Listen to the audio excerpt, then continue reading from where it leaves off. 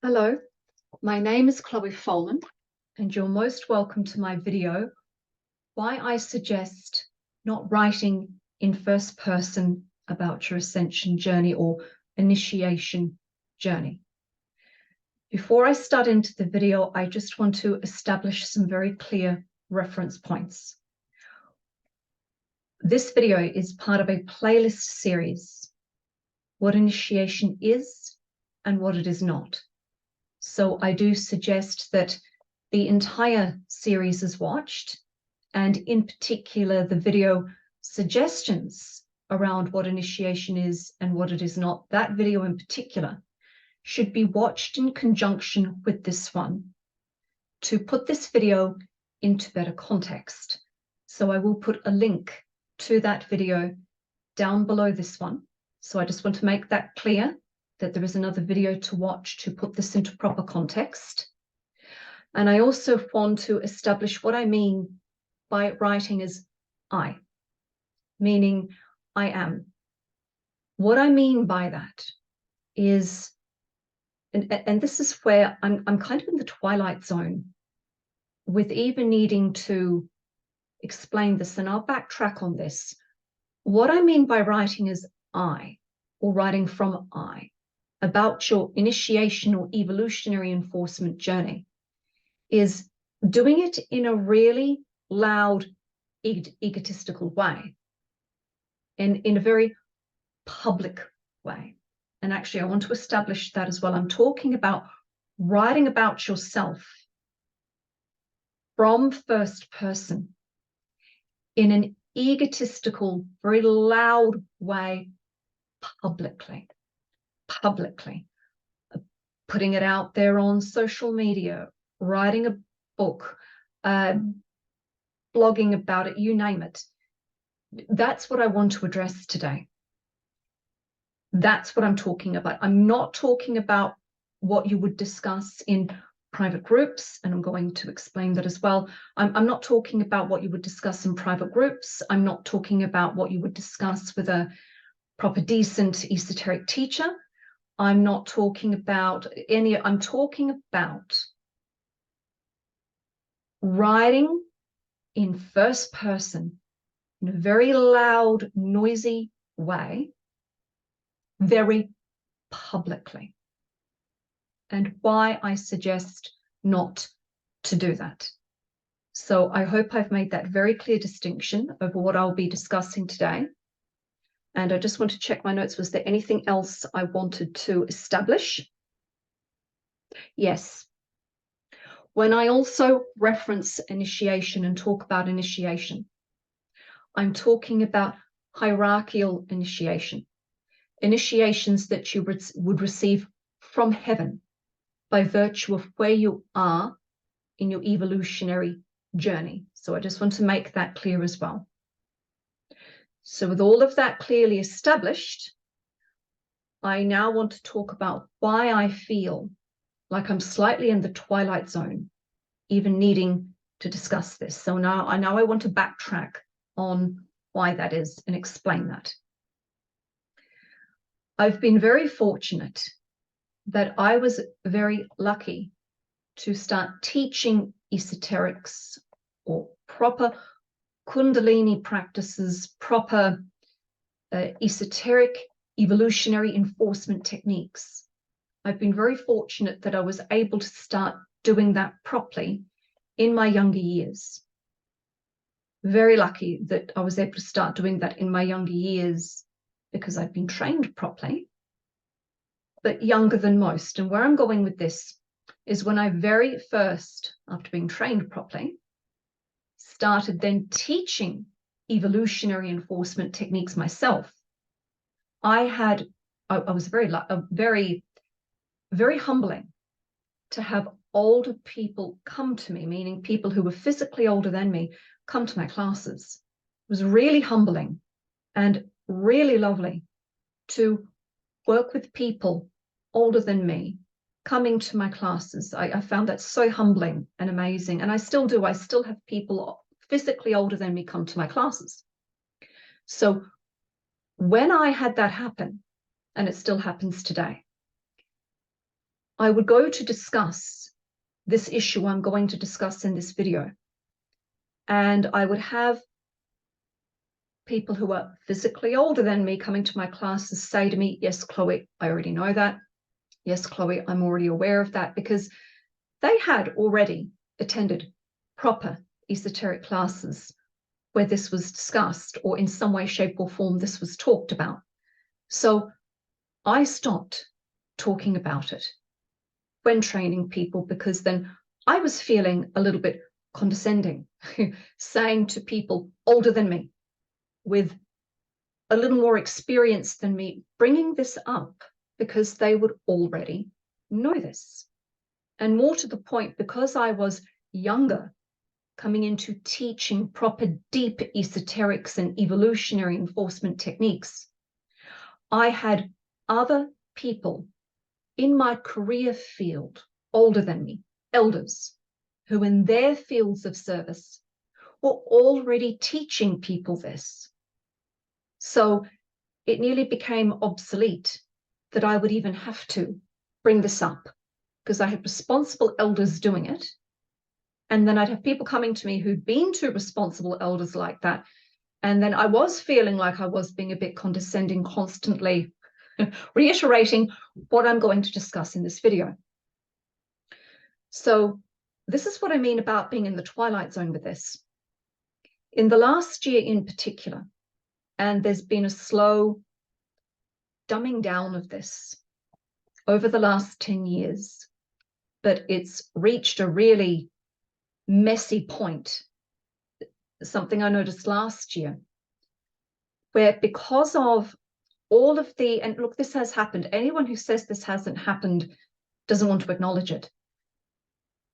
Over the last 10 years, there's been this very slow and quite insidious dumbing down of proper Kundalini rising techniques, dumbing down of proper evolutionary enforcement techniques and initiatory techniques, and people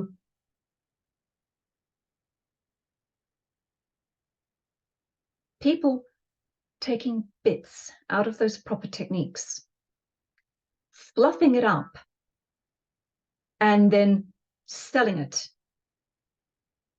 And because of that, and people then being taught how to market those types of packages, if you will, those people doing that, people who are misappropriating chunks of proper techniques or getting information on proper techniques and mishmashing it and warping it and then fluffing it up and making it all pretty and then selling it.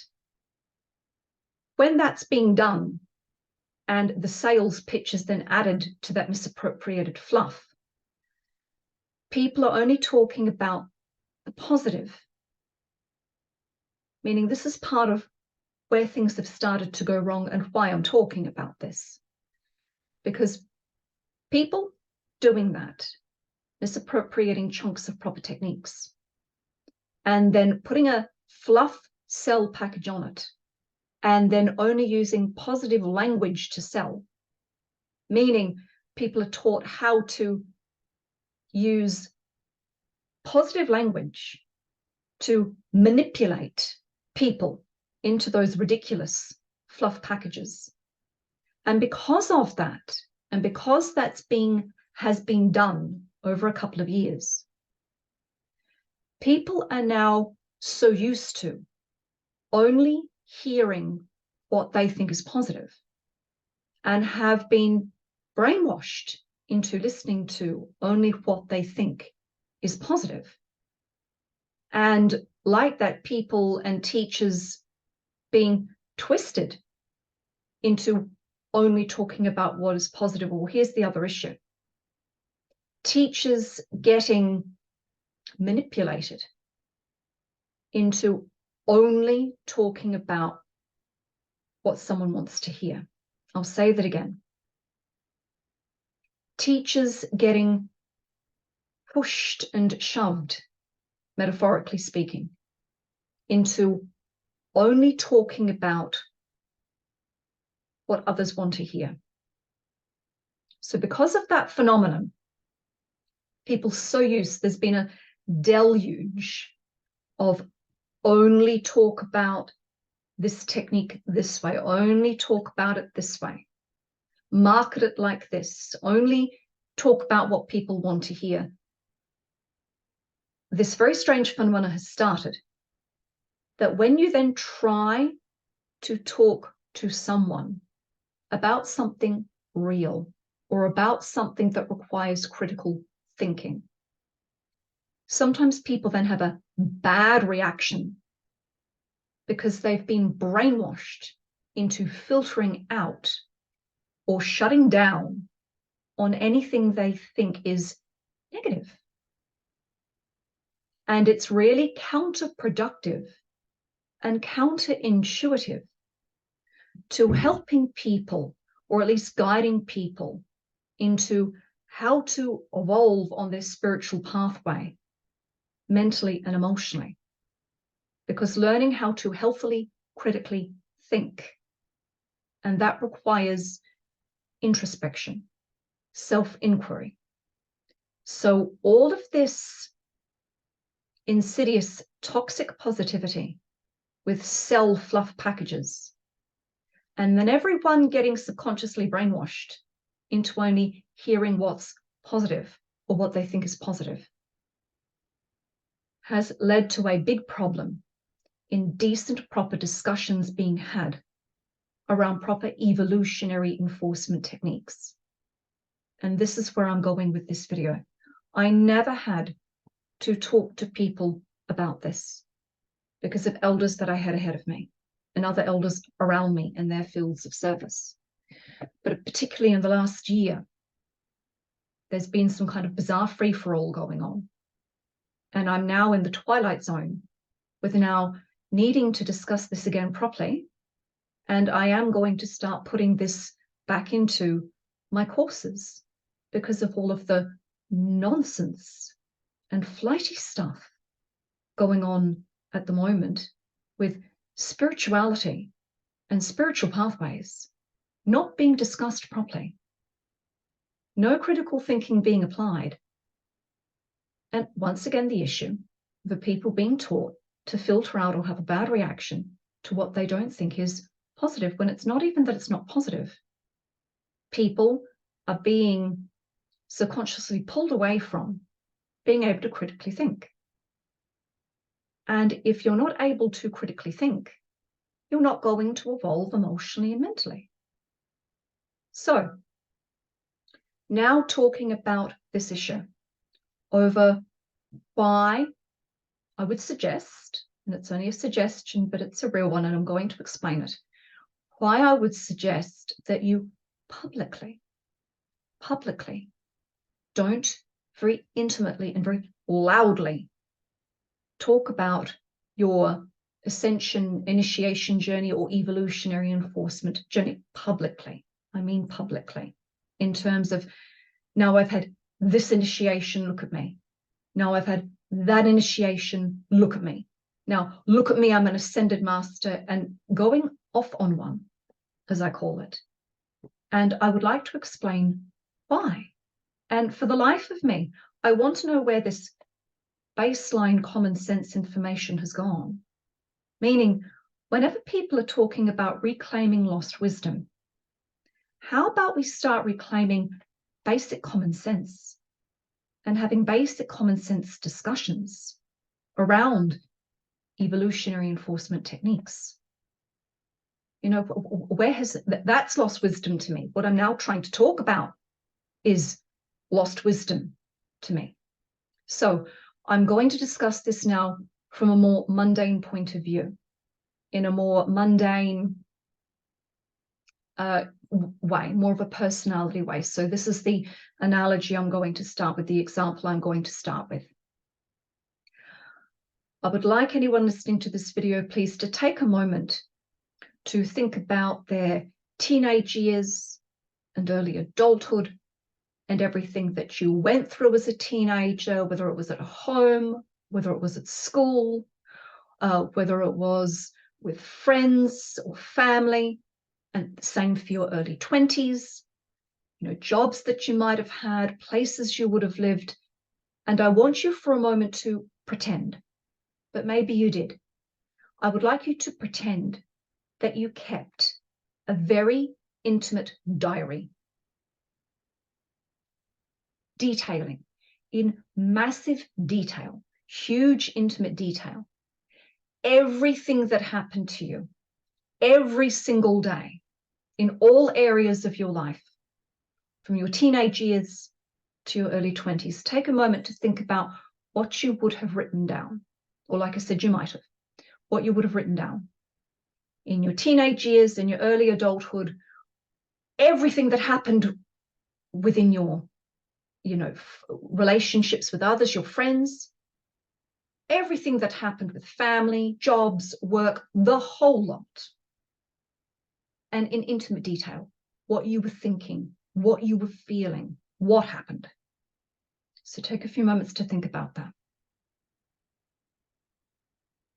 Now, pretend you put that diary away, because it's your private diary and it's only you that's seen it. It's only you who's been journaling in it.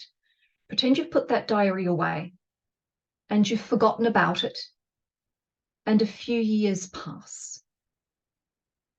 And a few years later, you're either decluttering your home or you're moving house, and you find that diary. And you open up that diary and go, oh my goodness, I forgot about this. And you open up that diary and you start reading through it. I guarantee you, as you read through it, you're going to sit there and go, oh my goodness, I forgot about that. Or sit there and go, what were we thinking? What were we doing? Meaning you're writing about something that yourself and your friends got up to. Or you're sitting there and you're reading parts of it and you're going, oh my God, who was in my head that day? Oh my God. Now, pretend someone now finds that intimate diary and publishes it. Publishes it in a book. Sticks it on the internet. Creates YouTube videos about that intimate diary. How would you feel? And by the way, I know people that this has happened to. I do. And it's caused them huge stress. It's caused, like that, huge stress, massive stress, huge amounts of social anxiety. So here's where I'm going with this. The whole reason when you would re-find a diary of that nature, the whole reason you would be sitting there with your old personal diary going, oh my God, what was that? Is because a few years have passed and you've had a chance to mature from those experiences. You've had a chance to get your bearings from those experiences. You've had a chance to reflect and grow from those experiences. Hence why you're looking back in that diary and going, parts of it you'd cringe at. You would, for that reason. So what I don't understand is why people wouldn't apply that common sense as to why you don't very publicly mouth off about your ascension initiation journey. I don't understand why people can't connect those dots as to why it's suggested you don't do it in a very egotistical, loudmouth public way. Because the same way you would find an old diary and cringe, and thank God no one found your diary, what on earth makes people think that same phenomena would not happen if you've been very loud and noisy and egotistical about where you think you are in your ascension journey? That's all I'm saying. So the same way you'd cringe and maybe be a bit embarrassed over something in your personal diary, I guarantee you there will be something you'll look back on if you've been very loud, very noisy, very obnoxious about it, that you'll look back on and go, oh my God, I wish I hadn't stuck that online. I wish I hadn't stuck that in a book. And that's all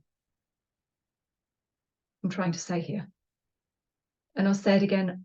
I find it concerning that people would have or potentially have a bad reaction to basic common sense being talked about. I'll say it again, things are getting very flighty out there. And that to me is not evolution. This type of flighty, silly, scatty behavior with no proper thought or consideration attached to it. So I would now like to discuss why that phenomena happens, excuse me. I would now like to explain, or at least attempt to explain, why that phenomena would happen. So let's take the example of someone who doesn't want to listen to any proper advice and thinks it's confident and cool to very loudly and very publicly online, in a book, YouTube videos, egotistically go mouthing off of how ascended they think they are, and why it's suggested that you keep things private for some time, and why you work with private groups, and why you work in private groups, what that phenomena is. So let me get my bearings, because there's two angles I want to discuss this from. So I'm going to discuss this from an angle of unwounding, if you will. When you are partaking in a technique that claims to induce any type of kundalini rising, any type of evolution enforcement techniques, or any type of initiatory process, at some point within that process, that technique would be getting you to start healing and resolving external karmic imbalance. At least that's my wording for it. You can call it external karmic imbalance. You could call it complexes. I believe some people also call it the shadow self. Many names for the same phenomena. But external patterning, just to explain it very briefly and in a simplified way, external complexes come from all of your past life mistakes and miscreations. I'll say it again. External karmic imbalance comes from all of your previous lives, mistakes and whoopsies, and where you are not whole, where you had an experience that you weren't able to come full circle with, an experience that because of the trauma involved, you maybe were not able to transcend at the time. Those external patterns can also link to where there was a negative group experience or a group whoopsie, if you will. So when you are involving yourself in an evolutionary enforcement technique, if it's in any way decent, it will at some point be directing you to resolve that karmic imbalance. So as you go through that very sacred process that I encourage people to keep private, what starts to happen is as external patterning starts to break down, it releases the old images and thoughts and emotions connected to what that past life not was. And you need time with that. A decent technique would help you work through that knot, that external karmic imbalance, in gentle, digestible layers. So as that happens, old images, old thoughts, old emotions connected to the knot being undone start to be released from your system. And this is why a proper technique should have proper clearing work attached to it when that work is being done. And this would be now more connected to what I teach with Rainbow Bridge Phase 2. Rainbow Bridge Phase 2 really starts into the karmic clearing process properly and responsibly. So as that happens, as you can imagine, if you were keeping a records book that I would suggest people keep private. If you're keeping a records book, as you're going through that process, as you can imagine, you'll end up writing about what's coming out of that wound. I'll say that again.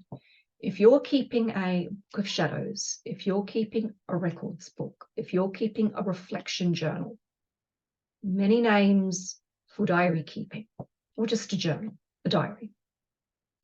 As you unknot that karmic wound, you are actually going to be writing about what's coming out of that knot.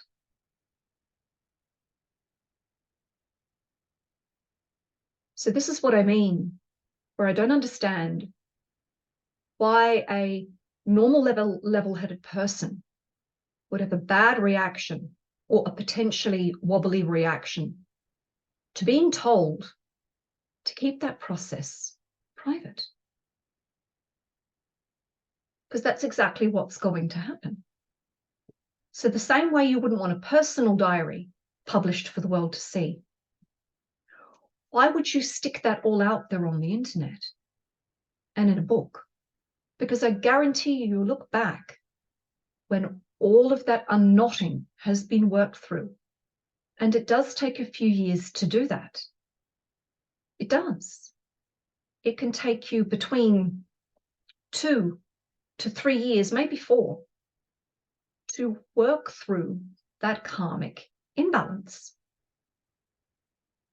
So this is why you've got to be discerning over what you want to put out there when you're writing about yourself in first person very intimately about your initiation ascension journey. So to add to that, I also, for the life of me, don't understand why any teacher who would want to give themselves the label of a spiritual teacher or an ascension leader or someone who teaches evolutionary enforcement techniques or a teacher of Kundalini rising techniques, I don't understand, for the reasons I'm discussing, why a teacher would do that themselves, meaning being very egotistical and loudmouth about their own journey, because to me it's a reflection they've not done proper shadow work or not done proper karmic clearing work. And more to that, I don't understand why a teacher would encourage their students to behave like that as well, meaning going, oh no, it's fine, get out there, let it all out, talk about it, you're allowed to. It's not that you're not allowed to talk about it. When you know that a student is going through a very sacred unwounding process, why on earth would you encourage someone to shove it out there into public domain? That to me is a mark of a highly irresponsible teacher.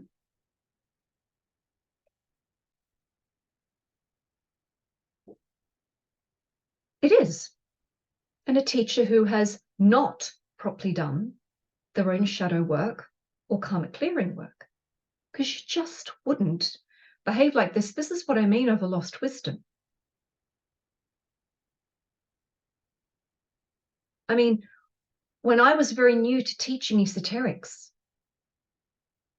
this was very well known. Where has this decent information gone? So let me be clear. It's not that you can't talk about your journey, but this is why elders of old taught these techniques in a very sheltered, private way, meaning they would encourage students to keep a journal, but tell them to keep it to themselves. They would encourage students to share in a private group. I do this with my students. I encourage my students to share in a private group. I share in my private groups, but there's the key word: privacy. So just let me check my notes. I think I've been very clear. So another phenomenon I'd like to describe from more of a spiritual perspective. To add to that, when you're going through that unwounding process, that very sacred unwounding process, another interesting phenomena overlaps that. Between the universal, now please keep in mind I'm talking about universal initiation, I'm talking about hierarchical initiations now. Between the first birth universal initiation and second baptism initiation, that is where the phenomena I'm describing gets sorted out, meaning it's at that point that deep unknotting is really worked through between the first and second initiations, where that sacred process of deeply unwounding your narrative, and where the wounded narrative links with past experiences. That happens between the first and second baptism initiation. And I'm actually going to put a link down below this video to a very discerning man, a very wise man, the late Michael Robbins. He's no longer with us, unfortunately, but a man I would have a lot of respect for. It is a real shame he is not physically with us anymore, but I'm going to put a link to a video where the late Michael Robbins is talking about this phenomena.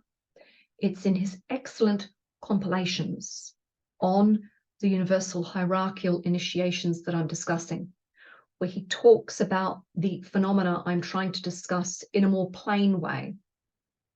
In that video, it's on the first initiation, but he does discuss a little bit about the second. And it's about 20 minutes in, where he starts to talk about having discernment on the evolutionary pathway, especially when you are between the first birth and second baptism initiation. He talks about it very well. So I'll put a link, I'll put a note for that. I'll put a link to that video down below, because he talks about it very well, just to give people some extra insights over what I'm trying to discuss. And let me get my bearings, please. Where did I want to go from here? So yes, now I would like to discuss in terms of when someone's just simply listened to me.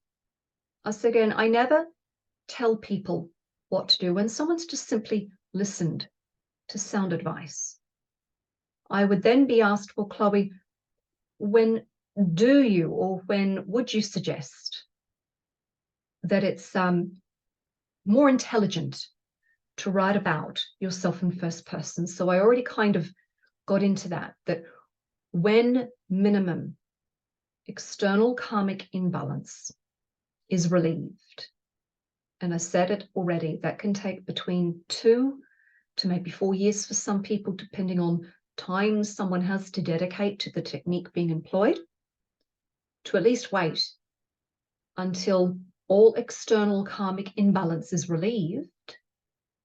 Because if you at least wait until that point to write about your initiation ascension journey, you're not going to write from a wound. You're not going to write from a knot. You're going to be able to write more clearly, if that's making sense. And I don't know how else to explain it. Meaning, think of that for a moment. You've gone through a proper evolutionary enforcement technique. You've relieved all of the external karmic imbalance minimum. So therefore, when you start identifying as I am, this is happening to me, or this happened to me, writing in first person I, you're not going to write from a big wound. You're not going to write from a knot, so to speak. And this is also where it gets interesting. When people do heed that advice, and meaning, please remember, in context of this video, I'm talking about public sharing, not talking about private sharing. I'm talking about public, very public sharing. So a very interesting phenomena happens when someone gets to that point anyway. So taking the example of someone who's just listened to my advice and has waited until at least all external karmic imbalance is clear. And then they go to more publicly write about what their experiences have been on their evolutionary journey. They end up writing beautifully because there's no wound there to write from, so to speak. And the other interesting phenomena that happens is they automatically write from the observer. So they end up not writing in first person anyway. They automatically, because of the level of evolution that comes in when there's no external karmic imbalance, and because of the level of light that's been integrated, when you at least reach that point, someone will then automatically write from an observer point of view, write from an impersonal point of view. Like that, this is also where this gets me. There are so many alternatives to writing in an egotistical way. Like that, I've just said it. Write about it from the observer. Write about it third person.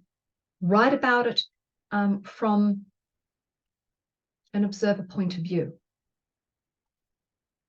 You don't have to go down that route of being very egotistical and loud and noisy about yourself for reasons I've just discussed. It's not healthy behavior. It's not healthy behavior to encourage in someone. For a teacher to tell someone to go and do that egotistical public stuff, that's not kind, nor is that encouraging confidence in someone you claim to be directing and supporting. So look, I just want to check my notes.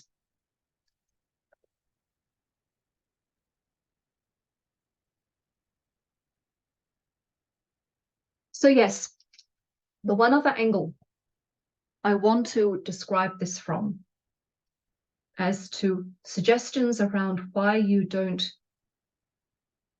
write about yourself in a really loud, egotistical way of it. Look at me now, I'm this ascended. Look at me now, I'm that ascended.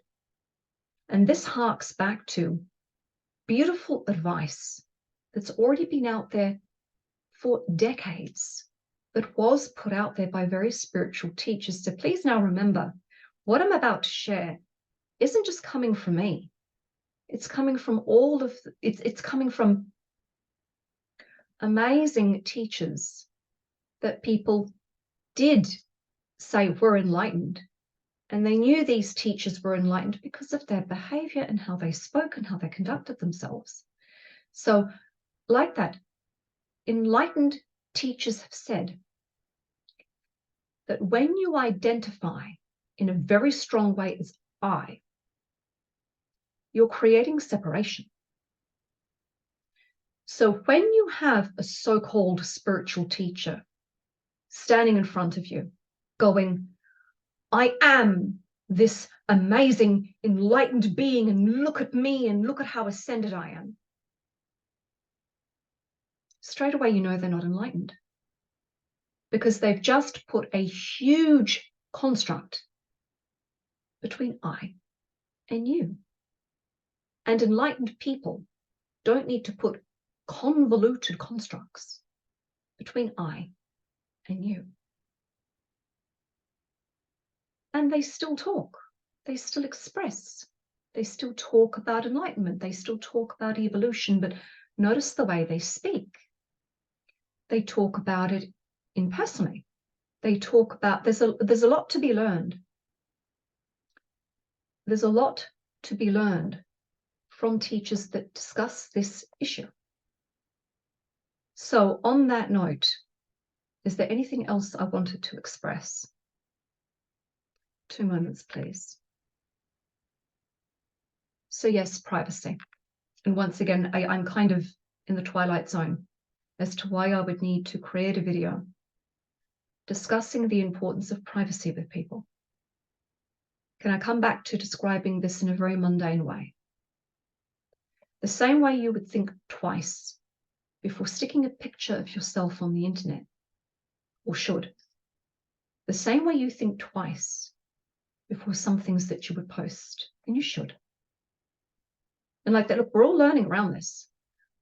But why on earth would you not apply the same common sense to what you would put out there very intimately about your ascension journey? So coming back on that, this is why elders of old would teach these techniques in private groups. This is why teachers of old would encourage you to share within a private group. This is why teachers of old were very careful around group privacy. And the teacher would be learning as well. So for everyone's benefit, when an evolutionary enforcement technique is being explored, privacy is a protection. And privacy is a common sense key to that being explored for reasons I'm discussing, to allow people to work through what they need to work through in private with the support of a group, with the support of a teacher, but private. Sharing privately. This is why this was done. Techniques of this nature weren't done privately so much to keep it away from society, although sometimes that was a necessary thing. I'm not opening that can of worms today. But people sometimes miss the point that the reason why techniques like this get to a point where it's about private group work and keeping group work private is for reasons I'm discussing. And for the love of God, not encouraging people to put very loud, egotistical, wounded stuff out there on the internet about themselves. Who does that? And I'll say it again.